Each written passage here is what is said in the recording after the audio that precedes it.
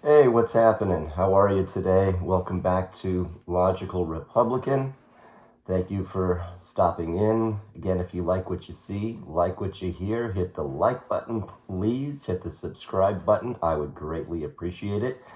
Today, we are going to talk about something that you probably don't even think about: pensions. Taxpayer funded pensions. The reason why every city is broke. New York is broke. San Francisco is broke. Los Angeles is broke. Not just broke, but millions and billions in debt. California is really broke. So is Chicago and the state of Illinois and pretty much every other liberal or progressive or Democrat or whatever you want to call it run cities and states. San Francisco, just the city and county itself, is $800 million in deficit. Los Angeles, a much larger city than San Francisco, only 475 million deficit. Chicago, over the next couple of years, $2 billion in the red. Are you kidding me? New York City is coming up on the same range as Chicago. California, the state of California, $60 billion. Illinois, a smaller state than California, roughly $65 billion in debt, in deficit, no way to pay it. How in the heck are they going to do it? How is this possible? California, again, looking at California, because I'm familiar with California, has the highest sales taxes. Okay, in some places it's like close to 10% sales tax, okay? The highest personal income tax, roughly 14% on the higher earners or the highest earners. The highest gas taxes, the highest corporate income taxes. They tax hotel stays, the purchase of plastic bags in grocery stores. They get money from rental cars, property taxes, the transfer of property when two properties get sold, and likely another dozen other revenue streams that I'm just too damn lazy to look up. So where does all the money go, right? I mean, there's just so many different buckets that this money comes into. But voters don't seem to care and so gullible that they'll vote on virtually any proposition that helps save schools or fix roads or build trains to nowhere and build homes for the homeless. The roads are terrible, okay? In the cities and the highways, everywhere. The roads are pretty much bad. The schools suck. And the homeless situation is so bad in San Francisco and Los Angeles that tourists are refusing to visit. That's reality. I I can give a few lesser answers on the big answer, but where does all the money go? You know, you've got all these homeless people in San Francisco. They've got this huge budget. Where does the money go? Well, let's see, focus groups and consultants and community outreach and advocates and all of these do-gooders that are supposedly trying to help the homeless, but really all they're doing is sucking the money out of the fund that is supposed to go help them, and they collect a paycheck while the homeless people stay homeless on the streets. So why are the most progressive run cities and states in such bad shape financially? The answer in one single word: pensions. Yes, pensions. People in the private sector, they get a 401k if they choose their company correctly. A lot of companies, I think even McDonald's offers 401ks now. So part of their paycheck goes into an account run by companies like Fidelity or Schwab. And some companies, if you're lucky enough to work for one and you choose correctly, they'll match up to something like 6% of the worker's contribution. Free money. This money is usually in some form of a mutual fund, how it's invested, and typically grows over time. And then when you're about 60 years old, you're able to tap into it if you so choose. The employee sets some aside, and so does the company. Once the company kicks in their share, they're done. No debt. They don't owe you anything, right? So all that money goes into a fund or into an account.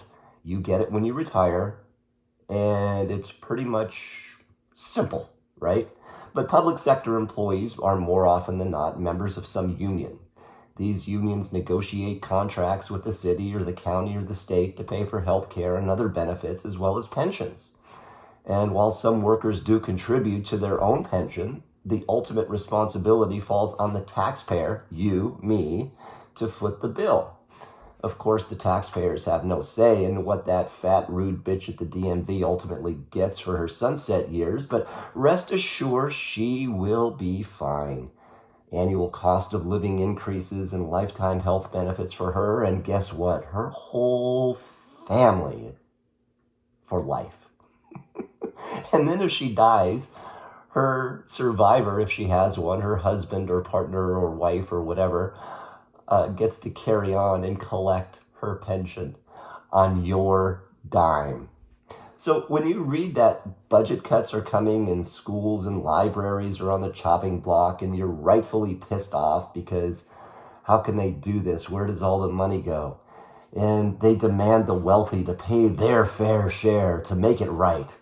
Realize this. Pensions get paid first before anything else. It's written in stone, okay? That means DMV bitch gets her check while the library hours get cut, the librarians get cut, school music programs get cut, sports programs get cut, and so on and so on and so on. Not because they don't have enough money, they do. It's just how it's allocated, right? Pensions before libraries. Think about that. Repeat it. Every time you see a budget cut, remember, it's not that they don't have enough money. It's that somebody else is getting that money first, okay? Now, don't get me wrong. Some public sector employees should get taken care of. Absolutely. And they should get taken care of very well. Teachers, cops, firefighters, military veterans. If you teach our kids or protect us or save our lives, you get a pension, okay? If you're a clerk at City Hall, you drive a truck for the county or a congressional aide or some BS job like that, 401k, okay? You get a 401k. None of this lifetime medical benefit stuff for you and your family. What a scam. But guess what? Liberals understand that the larger the public sector workforce are, who are parts of the unions that they support, the more voters they get. Okay? So if they're a liberal city that has a large public workers union and they support the union getting a raise or better benefits, guess what? They get all those votes. They don't even have to work for it, right? It's just rubber stamp. It's going to happen. So you want to reform this swamp, you'll either have to never get elected or reelected, or you sure as hell won't get reelected. In other words, if you, like on your posters, say that I'm going to fight or I'm going to be one for pension reform, well, good luck getting elected. And then if you do get elected and you do reform pensions, good luck ever getting reelected, because the general population will like you, but the liberals and the union workers will hate you and they will pick a fight. Remember when Arnold Schwarzenegger was governor of California and he wanted to reform the teachers and nurses unions in California because there was a lot of dead weight? Well, the unions spent millions and millions of dollars running hit piece commercials aimed at him and measures on the ballot he sponsored. He was suddenly not this guy that everybody loved. He was never, again, the Terminator in their eyes. He was suddenly anti-teacher and anti-kid and anti-nurse and anti-healthcare.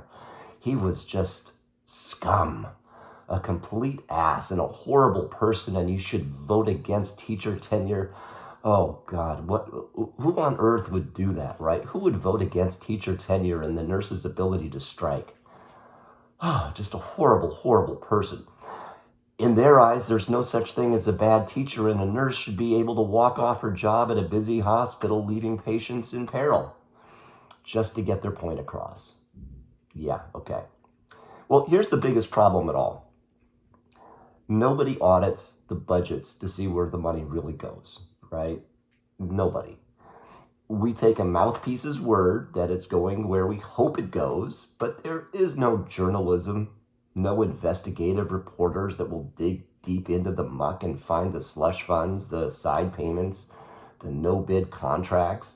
Nobody writes about the retired city managers pulling in 400 grand a year in taxpayer-funded pensions. Ignorance is bliss, my friend. I was just kind of looking through, perusing. I found a recently retired firefighter. Now, again, I'm all for firefighters getting pensions, but this person is pulling in 220 grand a year from his pension with annual cost of living increases. Another guy I saw, he worked for 8 years as an IT guy for a school district. He left 20 years ago. Okay, 8 years. He left 20 years ago, and he got paid $16,000 in a pension last year with bumps for the rest of his life. So if he lives to 187, he's going to be making who knows how much money. He's going to be making more money in the pension than he probably made in salary when he was working. Pretty sweet if you ask me, but if you really want to get pissed off and scream at the nearest politician who votes for this crap, there is a website. It's called transparentcalifornia.com. And to increase your blood pressure even more, you can sort by how much people are making. It is an insane amount of money that they're pulling in. I mean, literally, it's in some cases it's in excess of 400 grand a year for a paper pusher that spent 30 years pushing paper and is now making an obscene amount of money, probably living on the French Riviera. No kidding, there really are city managers pulling in 400 grand a year on a pension funded by your tax dollars. So every time politicians tell you they're out of money, that they need to cut something, call BS, because it is. They have the money, it's just that the money is being allocated to people no longer producing for you, the citizens. Okay? Think about that. However, it is your responsibility to fund that DMV bitch's lifestyle as she rides off into the sunset, smiling and waving. Oh, God. Anyways, pensions, right? That is the problem. It's not that we don't have enough money. They tax us, they tax us, they tax us. They don't need any more money. They just need to allocate it correctly. Again, thank you so much for watching today. If you like what you see, like what you hear, hit the like button, hit the subscribe button, and I will hopefully see you tomorrow. See ya.